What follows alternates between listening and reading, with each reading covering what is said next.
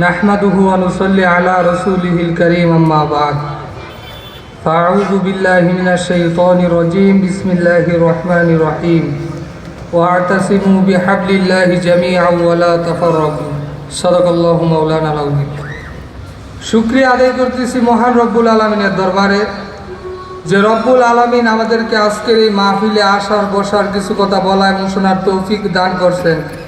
দিল থেকে শুকরিয়া আদায় করি আলহামদুলিল্লাহ। আসলে মাহফিলটা হচ্ছে তারাবো গ্রুপ শান্তি সংঘ ফাউন্ডেশনের উদ্যোগে। এই মাহফিল পেয়ে কি আপনারা খুশি? খুশির আওয়াজে আরেকবার বলেন আলহামদুলিল্লাহ।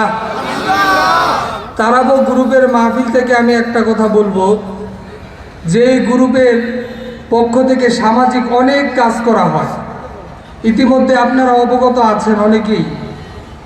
এই সংগঠনের পক্ষ থেকে যখনই মানুষ বাংলাদেশের যে কোনো প্রান্তে বন্যায় ক্ষতিগ্রস্ত হয় তখন তারাবো শান্তি সংঘ ফাউন্ডেশনের পক্ষ থেকে তাদেরকে হেল্প করা হয়। কথা বলেন ঠিক কিনা? তারাবোরের মানুষ যারাই যেই সময় যেই বিপদগ্রস্ত হয় তারাবো শান্তি সংঘ ফাউন্ডেশনের সদস্যরা চেষ্টা করে তাদের পাশে দাঁড়ানো। তারাবো শান্তি সংঘ ফাউন্ডেশন অসহায় গরিব দরিদ্রদের পাশে সদা সর্বদা নিয়োজিত থাকার চেষ্টা করে। আপনারা আনন্দিত হবেন শুনে যে গত বছর কুরবানি ঈদও তারা নিজের একটা গরু ক্রয় করে গরিবদের জন্য অসহায়দের জন্য তারা জবেহ করে তারপরে গরুর গোশতের ব্যবস্থা করছে। এটা তারাবো শান্তি সংঘ ফাউন্ডেশন করছে। আমি বলবো এই মাহফিল থেকে, হে তারাবোরের যুব সমাজ, তোমরা ঐক্যবদ্ধ হও। আজকে থেকে তোমরা নিয়ত করো আমরা সামাজিক কাজের পাশাপাশি 5 ওয়াক্ত নামাজ আদায় করব। আজকে থেকে তোমরা প্রতিজ্ঞা করে নাও। এই মাহফিল থেকে আমি বলে দিচ্ছি তারাবোরের জমিনে আর কোনো অন্যায় আমরা দেখতে চাই না। আমরা এখান থেকে ওয়াদাবদ্ধ করব তারাবোরের ভিতরে মাদক বিক্রি আর হবে না।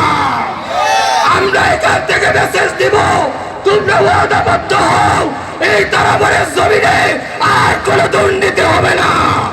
এই তারাবোরের ভিতরে আল্লাহকে নিয়ে ইসলাম নিয়ে আমার নবীকে নিয়ে কোনো ধরনের কটূক্তি করতে পারবে না।